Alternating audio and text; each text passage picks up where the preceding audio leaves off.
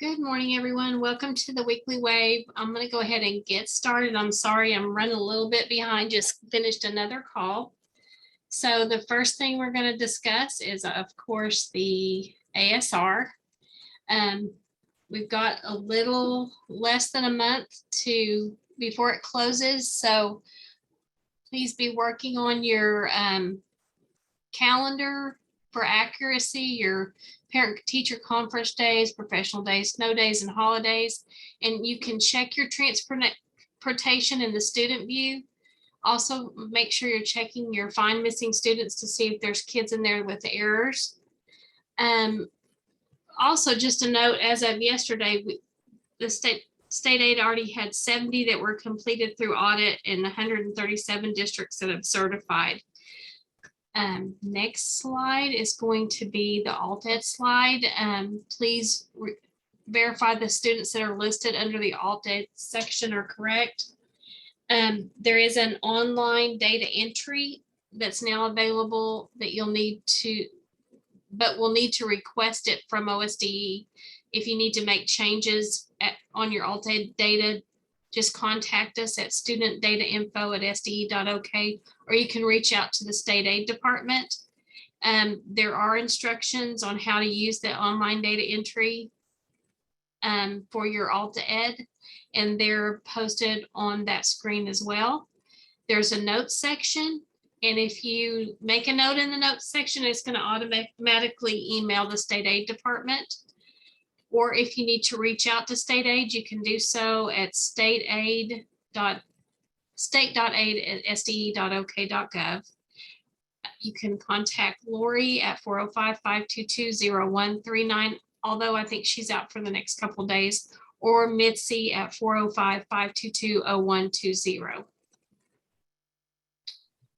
We're also asking that you have exit codes in your system on your ASR.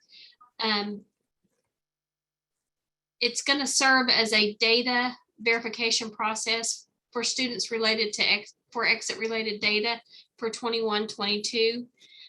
This is because it's imperative that you update the exit codes and dates in your local SIS and then confirm that they're displaying correctly on the enrollments tab in your accountability reporting for any student who has graduated with a diploma of 1921 is the exit code you're going to use, or left before the last day of school, your parent withdrew the student, or they left before the last day of school and show an exit code of 9999 on the enrollments tab.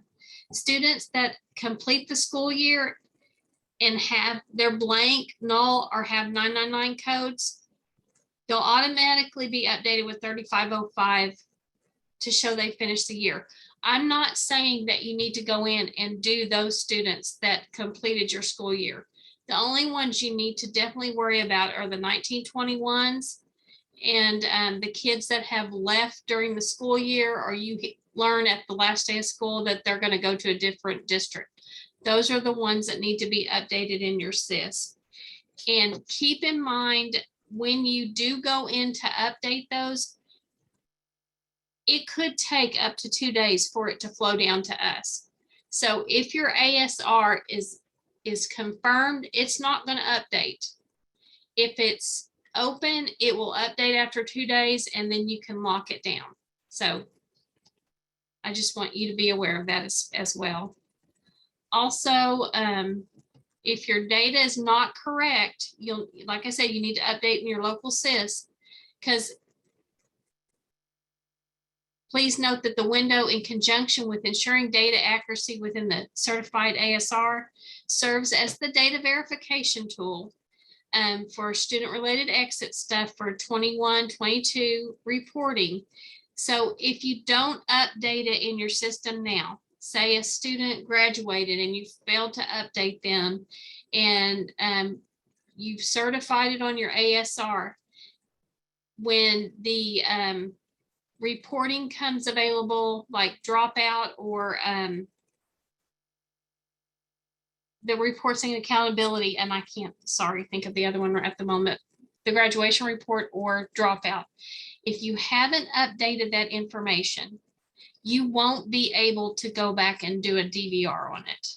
Now, if you have a student that you learn later left your district and you've updated a code of 3505 or whatever, and you need to update it later, you will be allowed with supporting documentation that you got that information after this is closed. So keep that in mind, please. Chronic absenteeism medical exemptions, that will close at the end of the month. So make sure you have a district administrator assigned for students' absence records to be amended. You'll need to fill out a survey that's posted below to identify who that district admin user is in your district. So you'll also need a local exemption committee, a site user, and a district admin user. Your admin user and your site user have to be different people.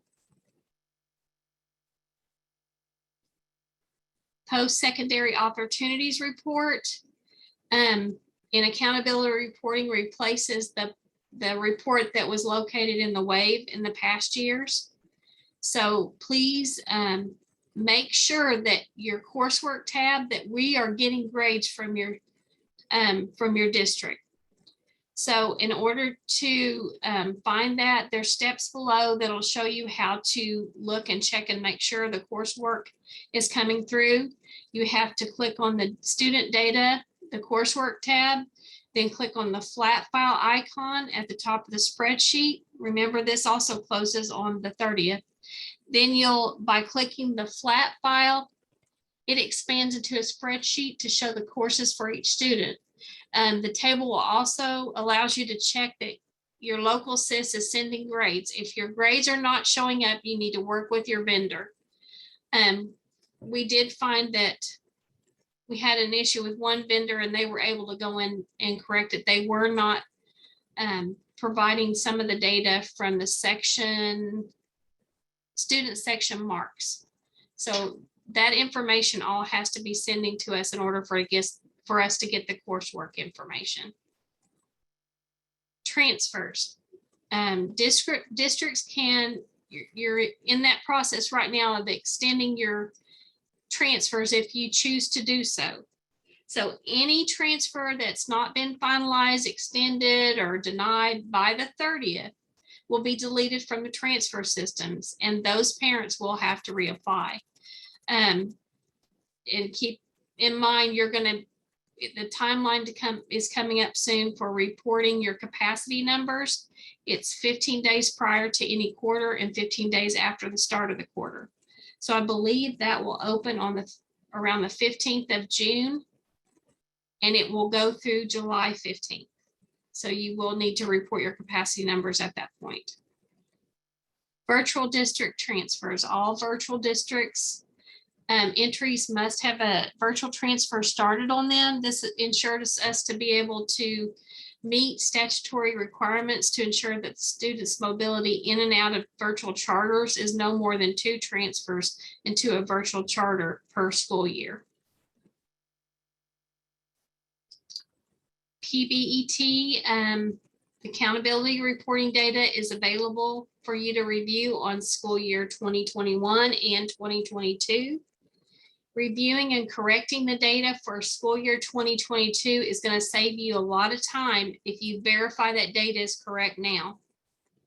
So the DVR process is coming soon for the 2021 school year. And once that is completed, we'll work with others within the agency to determine when the 21-22 DVR window will be available for data correction. But if you correct your data now in your system, you won't need to correct it later. So it's going to save you, like I said, a lot of time. So be sure you're working on that data to ensure it's correct. Rollover. So the WAVE rollover is going to begin on the July 11th, and the WAVE will be down until July 25th. So prior to doing a SIF rollover agent, you will need to put your zone to sleep. If you're don't know what I'm talking about, you need to reach out to your vendor, or you can contact us at studentdatainfo@sde.ok.gov for assistance when it's time to do that.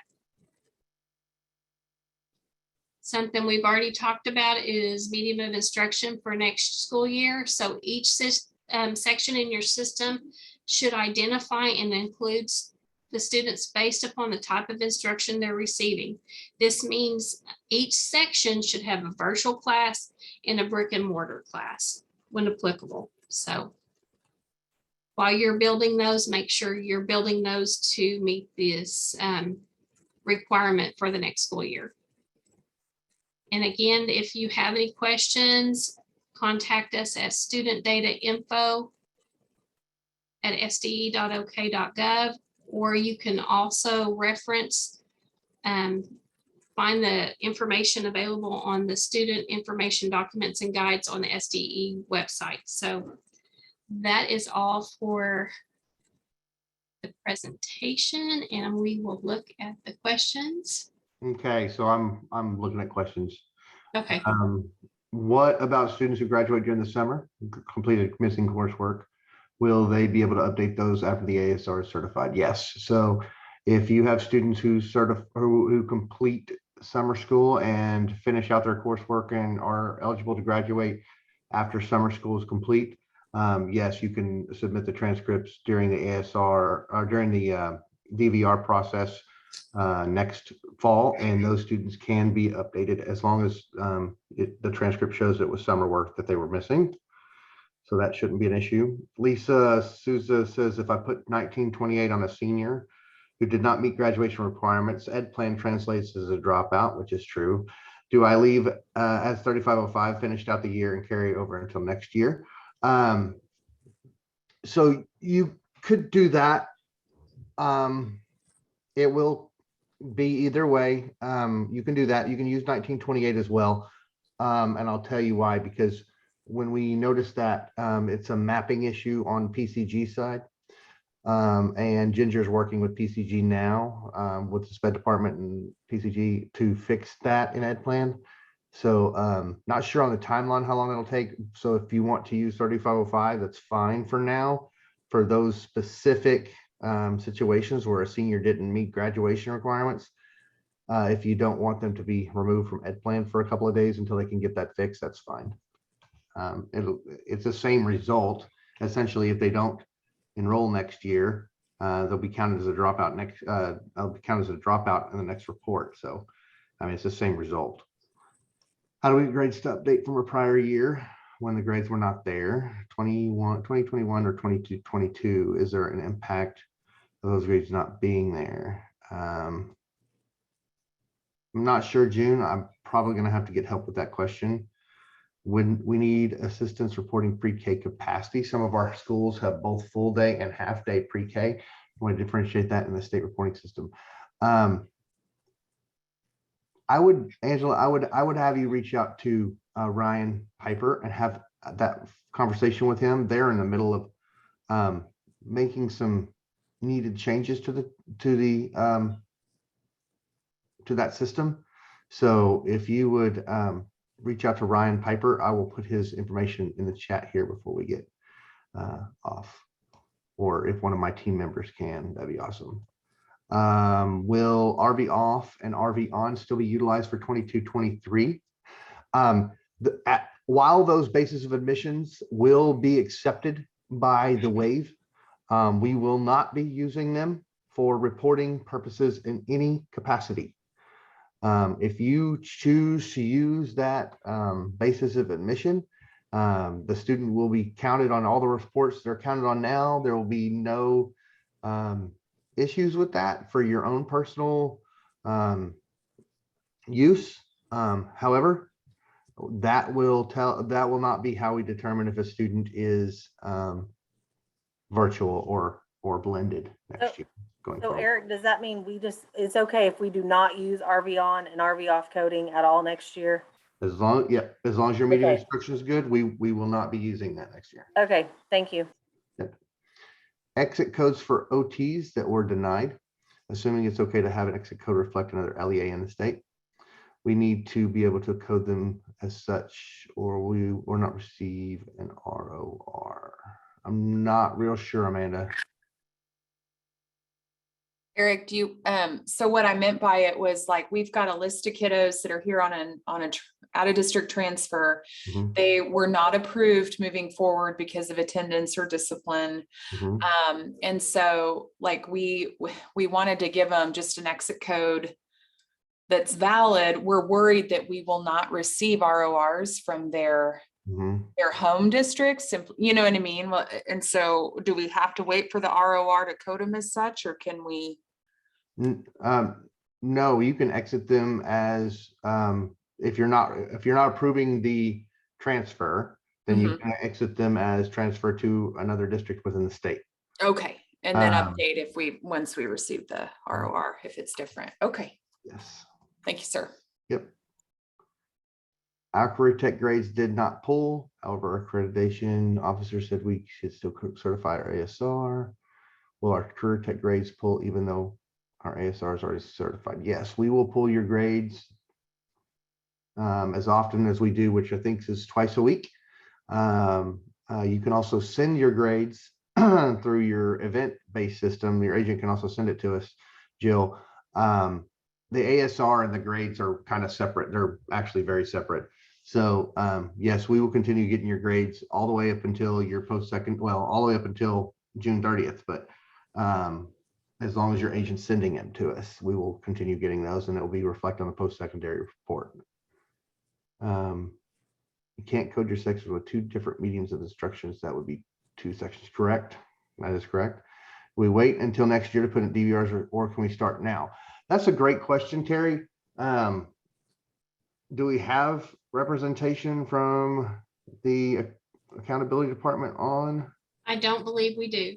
Okay, well, let me get that answer for you, Terry, and I will let you know. Unfortunately, I don't know that off the top of my head. I'll have Nancy, we'll draft something and have Nancy send that on the listserv today or tomorrow once we have the information that we need to send that out for you. But I believe I'm just gonna let them help me answer that. Summer graduates, most summer workers transcribing with 3T on the transcript, or third term on the transcript. Can you provide a summer school enrollment record for validation along with transcript? Yeah, I think that would work. I think that would work, June. Thank you for Ryan Piper's email address, Nancy. What code do we use for 12th grade students that moved into our district and are not required to take the CCRA? I have a son that's in that exact same boat, and I don't have a clue. Let me find out, Melanie. I'm not real sure. I'll have to talk to our assessments department. And for what code do we use? Which code? We're talking about exit codes? I'm guessing that's what you mean. Like they didn't meet all the graduation requirements because they didn't take the, yep, okay, yep. Nancy mentioned a virtual and a brick and mortar section for each class. Is this necessary if some are only offered in person? No, you don't need a virtual class if you're only offering the section in person. You won't need a virtual option. No, only for the sections that you offer virtually do you need a virtual section. June 17th is an answer I want to say. I don't love that idea, but that's the answer I've been given, is June 17th is when the parents' online open transfer form will be up and live. So we'll see. Will they actually be able to apply then, or will they have to wait until July 1? They'll have to wait till July 1 Okay. for next year, yeah. Okay. Considering that nobody's really still in school. I'm not saying nobody, but very few school districts are still in the school. We exited as soon as 1908, but the parent called us wanted to let us know they've changed their mind and will be with a virtual school. Do we need to change their exit code? I would say yes. Go ahead and change their exit code to moving to a virtual charter.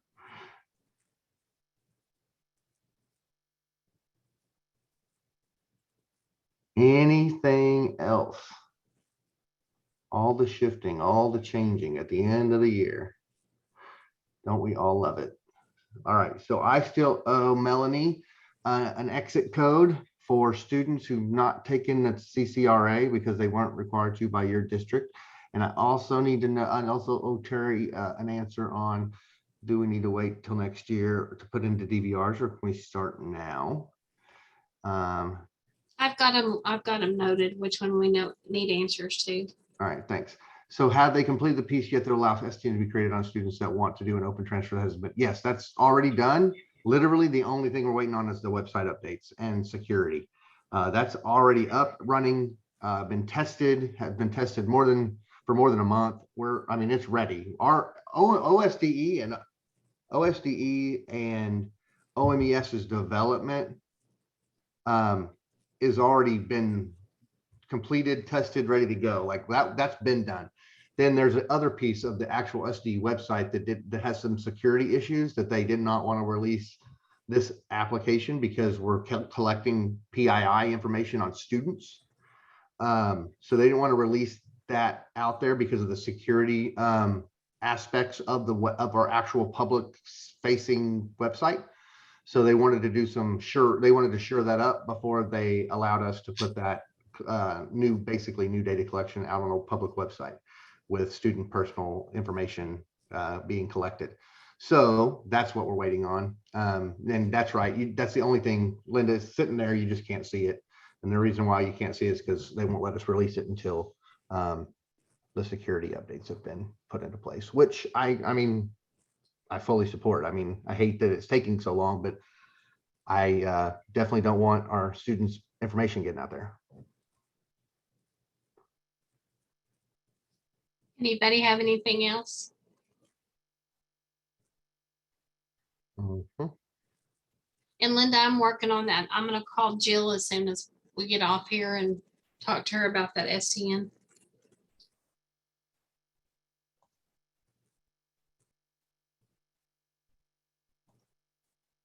Okay, well, if nobody has anything else, we'll go ahead and call it a wrap and see y'all next week. Okay, Have a good rest of your weekend. thanks, guys. We'll stick around for a minute.